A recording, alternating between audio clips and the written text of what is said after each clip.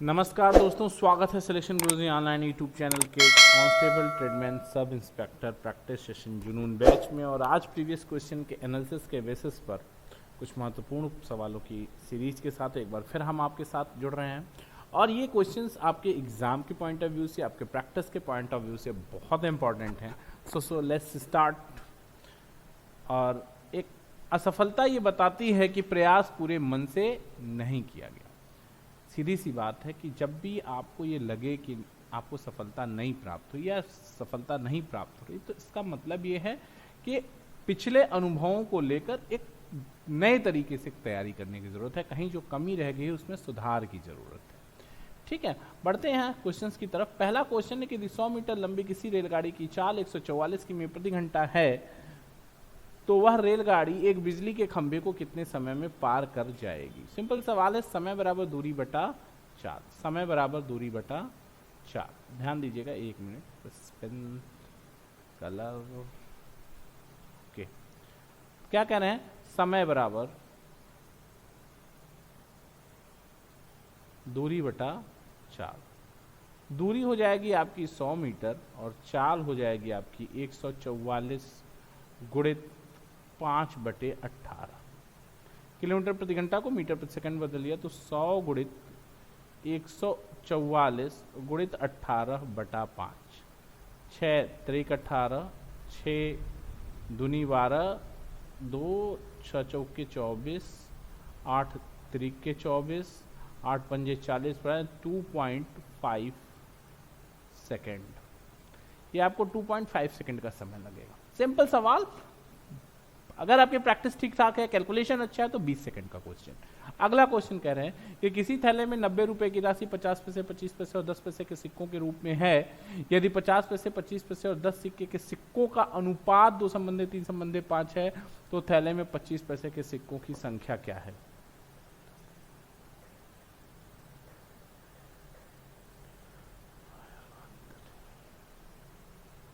देखो यार, 50 पैसे, 25 पैसे और 10 पैसे, संख्या का क्या अनुपात है? संख्या है 2 3 5 के अनुपात में। 2 संबंधे 3 संबंधे 5। तो मूल्य का क्या अनुपात होगा बच्चा? मूल्य का अनुपात होगा 2/2, 3/4 और 5/10 पैसे के 10 सिक्के होंगे, तब 1 रुपया बनेगा। यहां अनुपात हो गया 1 संबंधे 3/4 संबंधे 1/2, या 4 से जब आप 4 से गुणा कर लीजिए तो 4 संबंधे 3 संबंधे 2, तो 4 3 7 2 9 रुपया। तो 9 भाग बराबर 90 रुपया, तो 1 भाग बराबर 10 रुपया, तो 3 भाग बराबर 30 रुपया। और 25 पैसे के अगर 30 रुपया मूल्य है, 25 पैसे के सिक्कों का मूल्य अगर 30 रुपया है, तो सिक्कों की संख्या क्या हो जाएगी? 1 रुपए में 4 सिक्का, तो 30 रुपए में 120 संख्या हो जाएगी। यही आपका ऑप्शन बी हो जाएगा। यहां तक कोई तकलीफ हो तो बताओ भाई, यहां तक कोई समस्या नहीं है ना? कर लोगे? कोई दिक्कत? ठीक है, आगे बढ़ते हैं। अगला क्वेश्चन ध्यान दीजिएगा। 3400 रुपए को एबीसी में इस प्रकार विभाजित किया जाता है कि ए और बी के भागों में, बी और सी के भागों में, सी और डी के भागों में क्रमशः 2 3 4 3 2 3 का अनुपात है। बी और डी के भागों का योग ज्ञात कीजिए। ध्यान दीजिएगा, ए बी सी डी। क्या कह रहे हैं? ए बी में 2 3, 4 3 और 2 3। अब देखो, ये 3 3 हो जाएगा, यहां 3 हो जाएगा, यहां 3, इसके आगे 2 और 2, सब गुणा कर लो। 2 दूनी 4 3 12, 4 3 12 दूनी 24। ठीक है ना?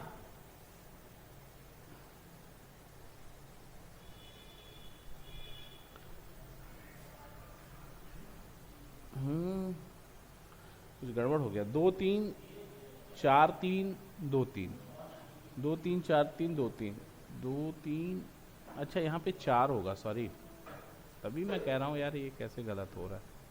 यहाँ पे 4 होगा। 16 24,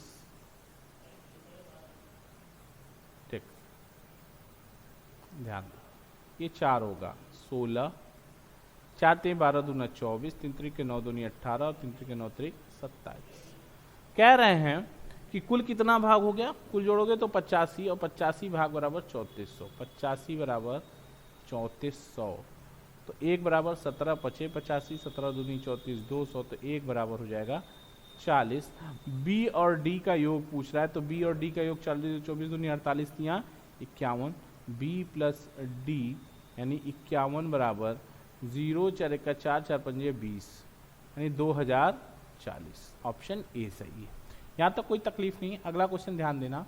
चावल के मूल्य में 20% की कमी होने पर एक व्यक्ति 385 रुपए में 3.5 किग्रा चावल और खरीद लेता है। चावल का प्रारंभिक मूल्य प्रति किग्रा है, ध्यान से समझिएगा।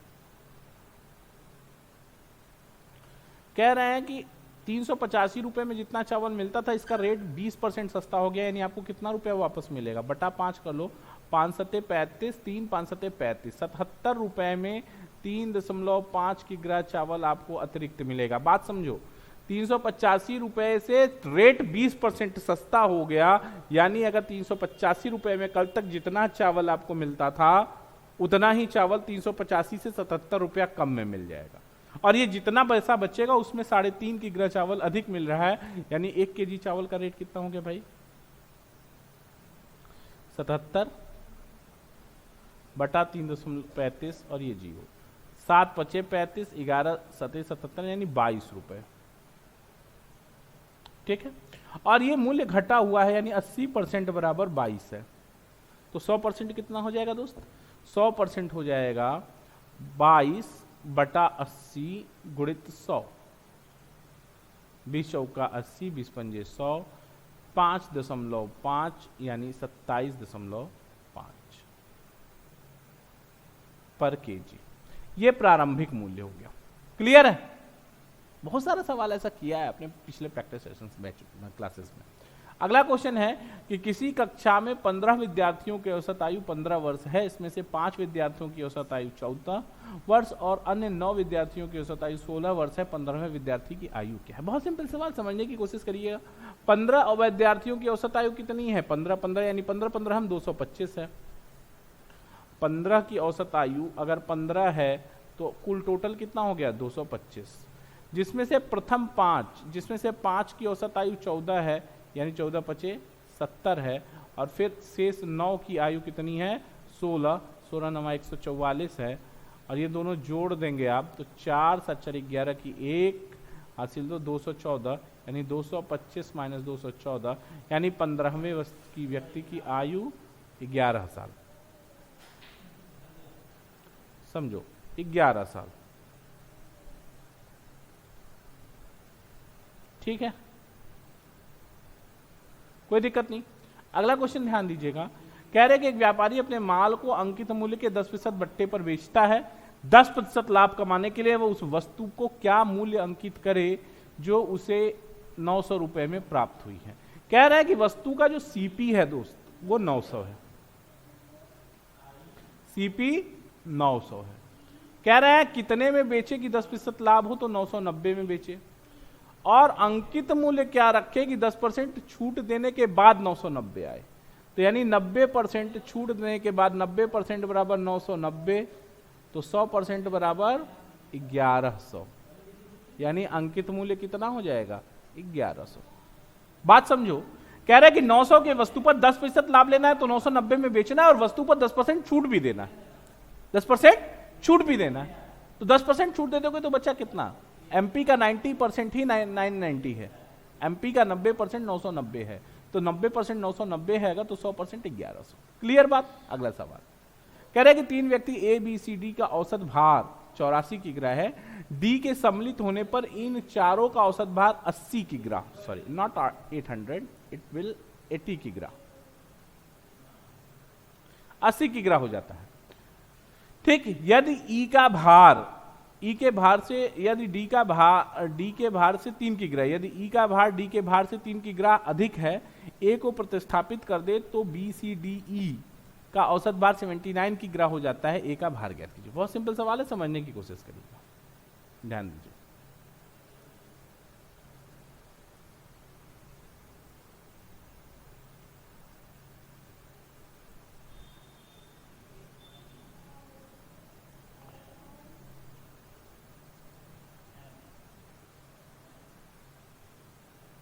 ध्यान दीजिए, देखो बच्चा, A B C D, A plus B plus C कितना हो गया?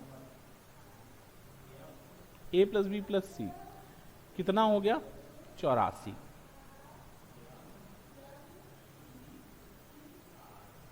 यानी योग कितना हो गया? 8 तरीके 24 और 12, 24 और 12 252, 252। यहां क्या कर रहे हैं? ए बी सी डी,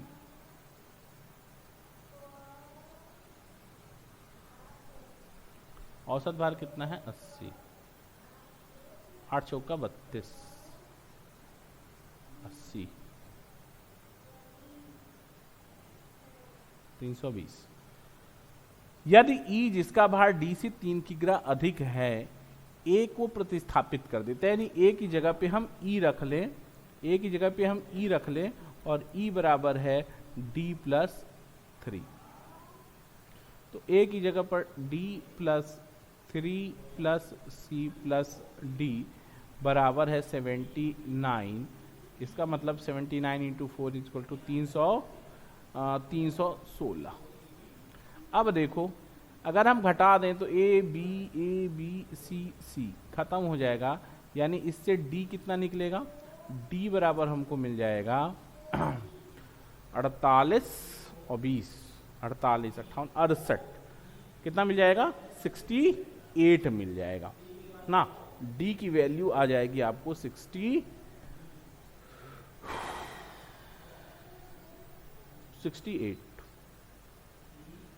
अब ये ले लो, यहां कह क्या रहे हैं? बी प्लस सी, ये ऐसे होगा। 1 मिनट,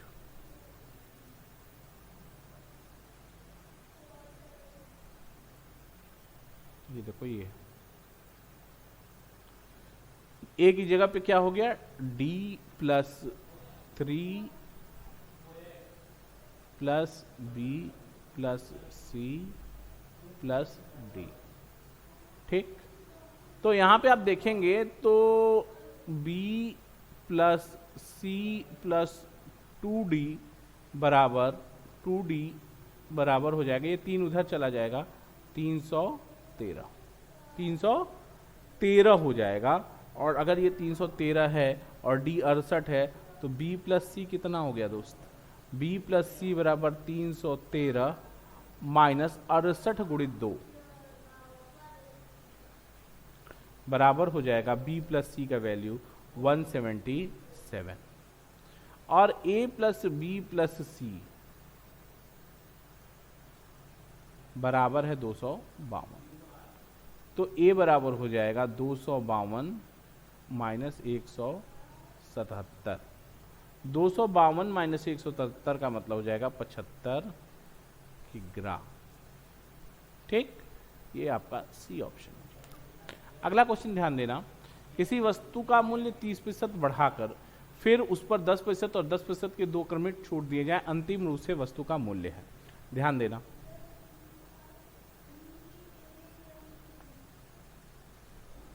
मान लो 100 रुपए का सामान है, मूल्य 30% बढ़ा दिया तो 130/100 और 2 छूट दे दिया तो 90/100 गुणित 90/100। आज बुखार लग रहा है और तबीयत ठीक नहीं।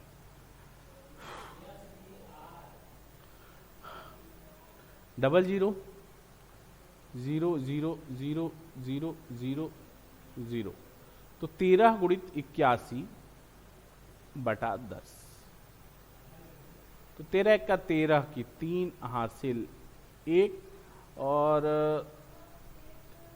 104, 13 104 और 1 105.3% का रिटर्न है, यानी बढ़ेगा कितना? 5.3। 3%।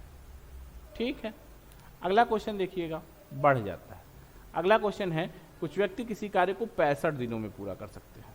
यदि 6 व्यक्ति और होते तो कार्य 11 दिन कम लगता। आरंभ में कितने व्यक्ति थे? आसान सवाल है। मान लो पहले m आदमी थे तो काम 55 दिन में हो पा रहा था। कह रहे हैं यदि 6 और होते यानी m प्लस 6 होते तो काम 11 दिन कम यानी 44 दिन में हो जाता। 11 चौक 44, 11 पचे 55, 4 m 5 m बराबर हो जाएगा 24। ये ऑप्शन सही है। अगला क्वेश्चन कह रहे हैं कि 100 मीटर लंबी एक दीवार 7 पुरुष या 6 महिलाएं 10 दिन में बना सकते हैं। चलो ठीक है, 600 मीटर लंबी दीवार बनाने के लिए 14 पुरुष और 20 महिलाएं कितने दिन में कर लेंगे?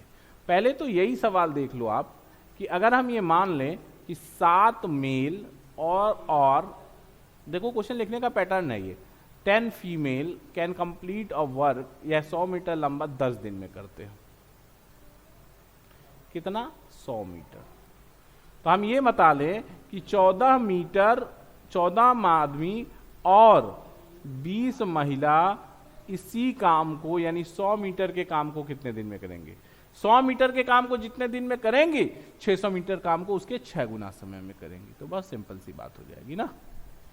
ठीक है, यही मतलब है। देखो तो इसका फार्मूला है, पूरा ऊपर का जो है उसका गुणा कर लो, 7 गुणित 10 गुणित 10 बटा 7 दूनी 14, 140, 14 दहा में 140, 280, 7 चौक 28, 280 और 100 बटा 40 यानी 2.5 दिन। ये 2.5 दिन लगेगा 100 मीटर लंबी दीवार बनाने में। 100 मीटर लंबी दीवार बनानी है तो इसका 6 गुना, 6 दूनी 12, 3 पचे 15, 12 3 15 दिन। ठीक है, 15 दिन। यहां तक हो गया। अगला क्वेश्चन ध्यान देना। ठीक है, ये क्वेश्चन आपको बेसिक कैलकुलेशन का है, इसको मैं आपके लिए होमवर्क छोड़ रहा हूं। इसको करके इसका कमेंट बॉक्स में हमको आंसर रिप्लाई करना। होमवर्क, आज तबीयत कुछ ठीक नहीं है, वायरल टाइप का लग रहा है, तो इसका आंसर हमारे कमेंट बॉक्स में रिप्लाई करिए। सिलेक्शन गुरुजी ऑनलाइन के प्रैक्टिस सेशन जुनून बैच में आज इतना ही। कल फिर मुलाकात होगी आपसे कुछ और बेहतरीन शानदार सवालों के लिए साथ। तब तक जय हिंद, जय भारत।